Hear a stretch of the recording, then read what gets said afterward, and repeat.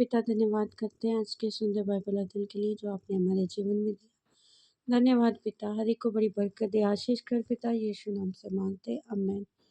हम पढ़ेंगे निर्गमन 30 अध्याय, धूप वेदी। फिर धूप जलाने के लिए बबूल की लकड़ी की वेदी बनाना। उसकी लंबाई 1 हाथ और चौड़ाई 1 हाथ की हो, वह चौकोर हो और उसकी ऊंचाई 2 हाथ की हो, और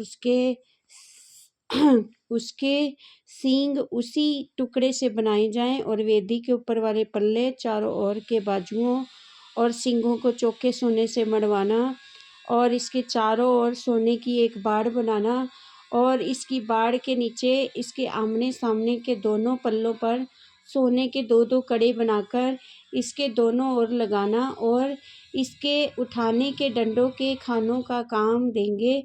डंडों को बबूल की लकड़ी से बनाकर उनको सोने से मढ़ना, और तू उसको उससे पर्दे के आगे रखना जो साक्षी पत्र के संदूक के सामने है, अर्थात प्रायश्चित वाले ढकने के आगे जो साक्षी पत्र के ऊपर है, वहाँ मैं तुझसे मिला करूँगा। और उसी वेदी पर हारून सुगंधित धूप जलाया करे। प्रतिदिन भोर को जब वह दीपक को ठीक करे तब वह धूप जलाए, और गोधूली के समय जब हारून दीपकों को जलाए तब धूप जलाया करे। जब धूप यहोवा के सामने तुम्हारी पीढ़ी पीढ़ी में नित्य जलाया जाए। और वेदी पर तुम किसी अन्य प्रकार का धूप ना जलाना, ना उस पर होम बलि और ना अन्न बलि चढ़ाना, ना उस पर अर्घ देना। हारून वर्ष में 1 बार उसके सींगों पर प्रायश्चित करे, और तुम्हारी पीढ़ी पीढ़ी में वर्ष में 1 बार प्रायश्चित के पाप बलि के लहू से इस पर प्रायश्चित किया जाए। ये यहोवा के लिए परम पवित्र है। प्राणों के प्रायश्चित का रुपया। तब यहोवा ने मूसा से कहा, जब तू इस्राएलियों की गिनती लेने लगे तब गिनने के समय जिसकी गिनती हुई हो वे अपने अपने प्राणों के लिए यहोवा को प्रायश्चित दे, जिससे जब तू उनकी गिनती कर रहा हो उस समय कोई विपत्ति उन पर ना आ पड़े। जितने लोग गिने जाएं वे पवित्र स्थान के शेकल के अनुसार आधा शेकल दें। ये शेकल 20 गेरा होता है। यहोवा की भेंट आधा शेकल हो। 20 वर्ष के या उससे अधिक अवस्था के जितने गिने जाएं उनमें से एक जन यहोवा को भेंट दे। जब तुम्हारे प्राणों के प्रायश्चित के निमित्त यहोवा को भेंट अर्पित की जाए तब ना तो धनी लोग आधे शेकल से अधिक दे, ना दरिद्र लोग उनसे कम दे। और तो इस्राएलियों से प्रायश्चित का रुपया देकर मिलाप वाले तंबू के काम में लगाना, जिससे वे यहोवा के सन्मुख इस्राएलियों के स्मरणार्थ चिन्ह ठहरे और उनके प्राणों का प्रायश्चित भी हो।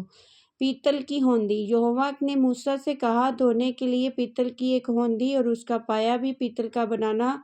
उसे मिलाप वाले तंबू वेदी के बीच में रखकर उसे जल भर देना, और उसमें हारून उसके पुत्र अपने हाथ पांव धोया करें। जब जब वह मिलाप वाले तंबू में प्रवेश करें तब तब वे हाथ पांव जल से धोएं, नहीं तो मर जाएंगे।